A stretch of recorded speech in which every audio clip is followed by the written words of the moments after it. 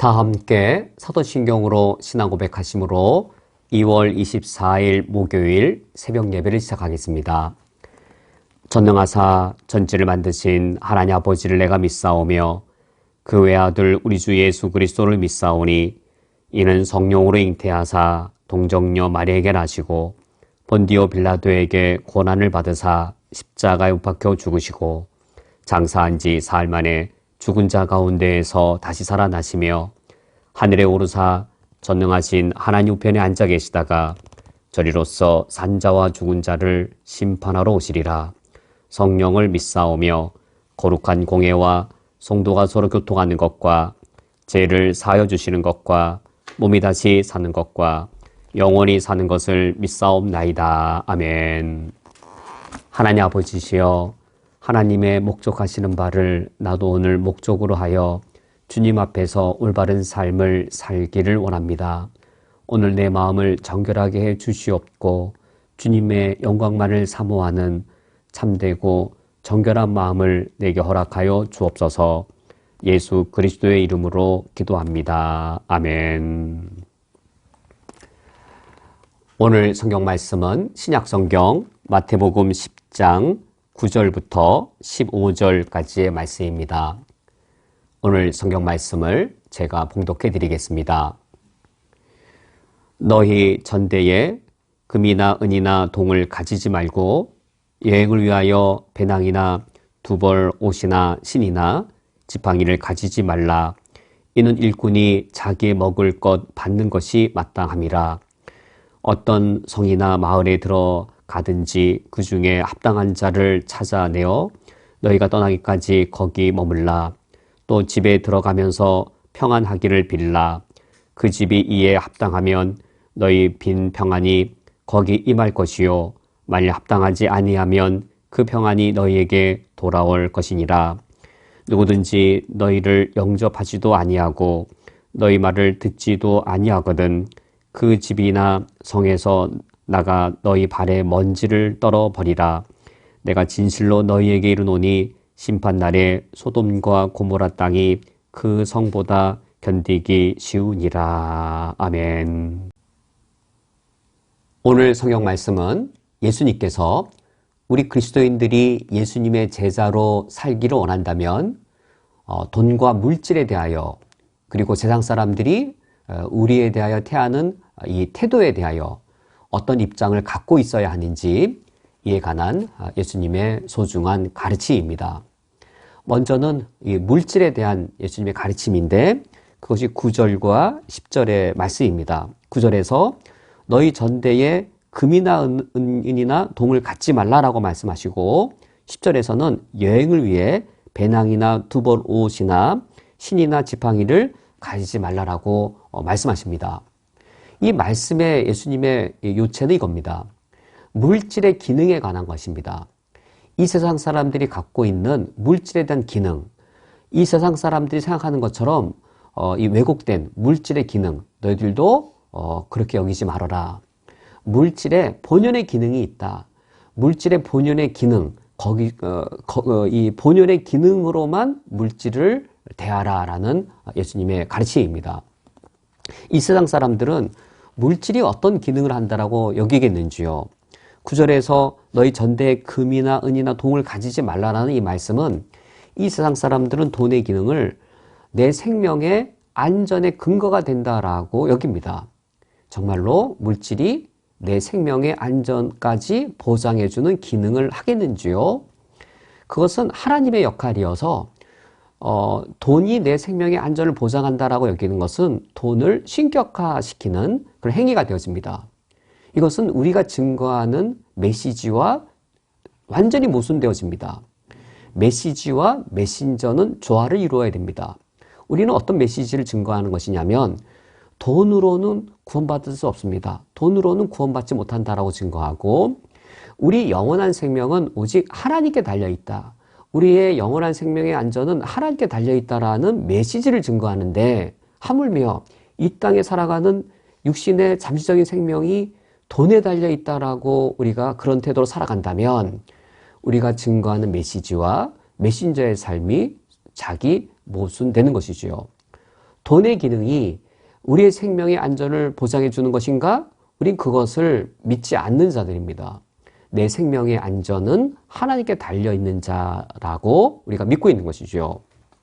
뿐만 아니라 이 세상 사람들은 돈의 기능을 돈이 많으면 사회 신분도 높아질 수 있다라고 이 세상 사람들은 돈의 기능을 왜곡시켰습니다.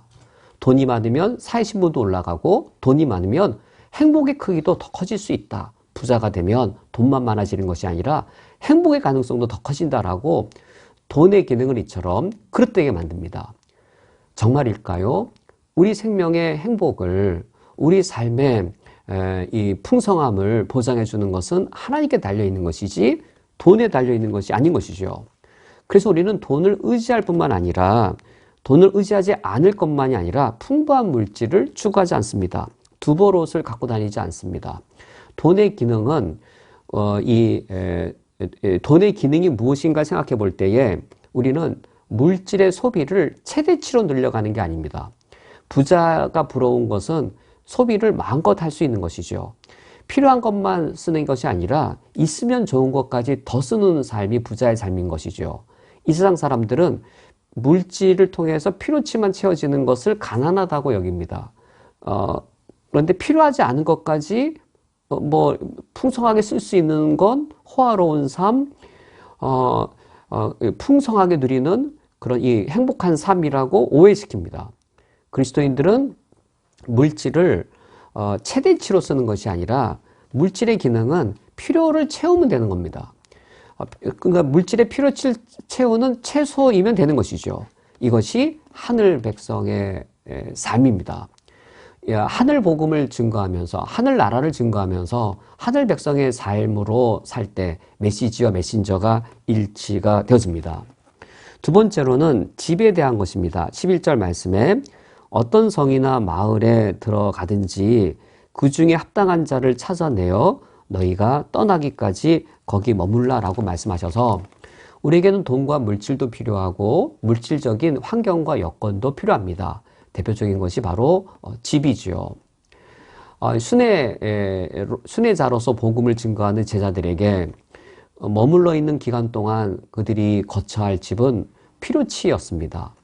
그러나 어떻게 필요치인 이 집을 마련할 것인가 라고 할 때 예수님께서는 합당한 자를 찾아내어 라고 하여서 아무 집에나 들어가서는 안 된다. 즉 집이라고 하는 물질적 환경에 신세를 아무에게나 져서는 안 된다. 신세 지는 삶을 무분별하게 해서는 안 된다라고 예수님 우리에게 당부하십니다. 합당한 자를 찾아내어 그 합당한 사람의 집에 머물되 떠나기 전까지 그 집에서만 머물라고 하셔서 어떤 것을 우리에게 경계시키시냐면 여기 합당한 자가 누구일까요?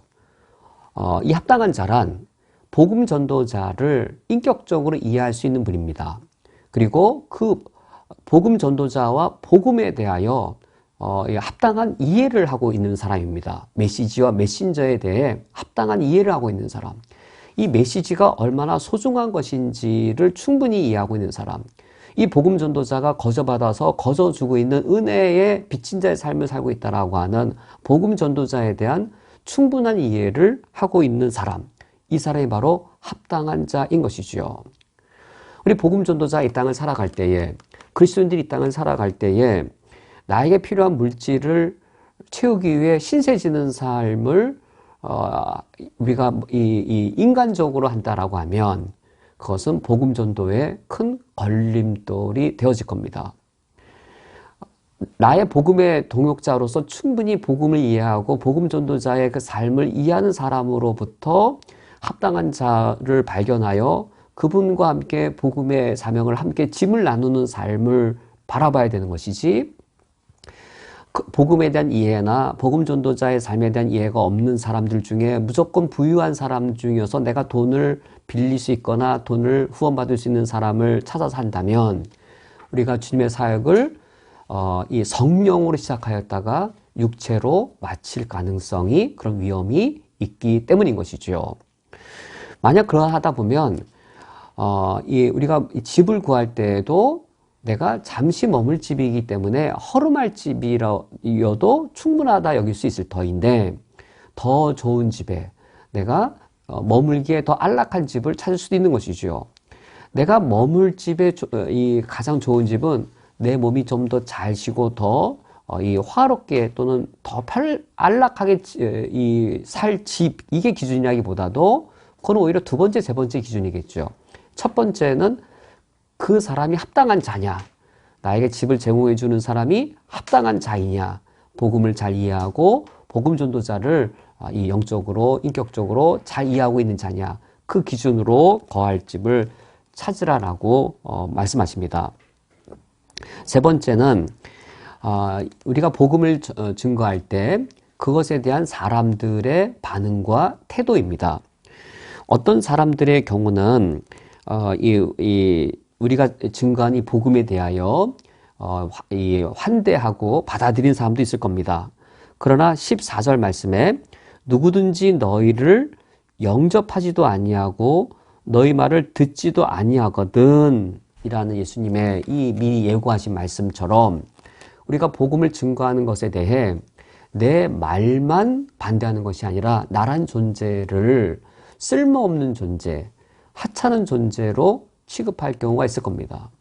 내가 복음을 증거하고 복음대로 살고 복음 위에 살고자 할 때에 나란 존재를 성가신 존재, 이 귀찮은 존재, 그런 존재로 공격할 수도 있을 것이고 내 인격을 아주 하찮게 여겨서 내 자존심과 내 내면을 아주 그냥 무너뜨려 버리는 그런 사람을 만날 수도 있을 겁니다.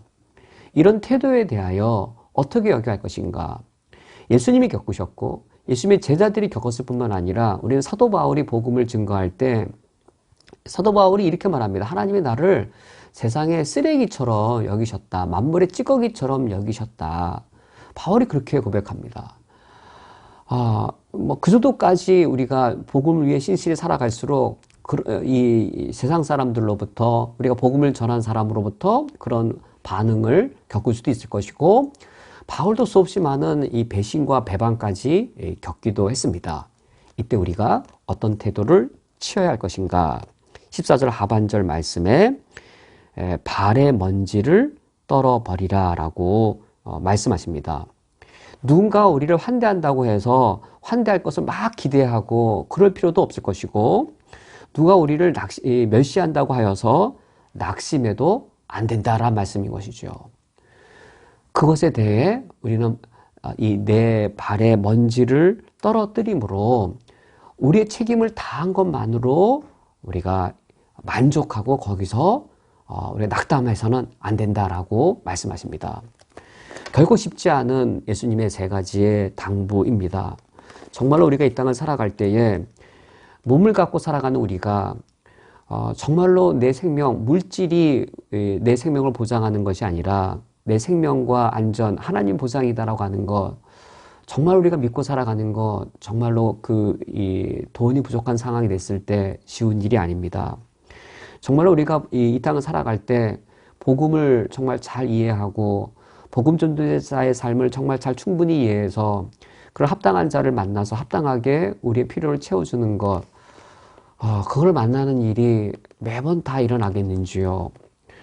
또 우리의 인격을 말살하고 내 존재를 아주 모독하면서 하찮게 여기는 사람들을 만날 때 내가 발에 먼지를 떨어뜨리고 내가 낙심하지 않을 용기가 우리가 과연 얼마나 많이 있을 수 있겠는지요.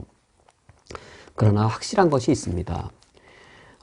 하나님이 우리 주님께서 우리가 감당할 만큼의 시험을 주실 것이고 그리고 우리가 낙심하고 쓰러지고 우리가 감당할 시험 앞에서도 감당치 못하고 무너질 때에 주님이 우리 가운데 가까이 오셔서 주님의 자상한 음성으로 우리를 위로해 주시고 우리의 미성숙과 우리의 부족함을 성숙으로 그리고 우리의 부족함을 더 채워지는 것으로 우리를 이끌어 가 주실 것입니다. 우리가 오늘까지는 이 일을 감당할 예수님의 제자가 못 되어 있겠지만 내일 당장 2, 3일 안에 이 예수님의 권면을 다 받아들일 그런 참 성숙한 제자로까지 못 되겠지만 그러나 이것을 바라보면서 이렇게 살고자 발부둥 치는 모습 하나만이라도 주님께서는 이미 크게 기뻐하실 겁니다.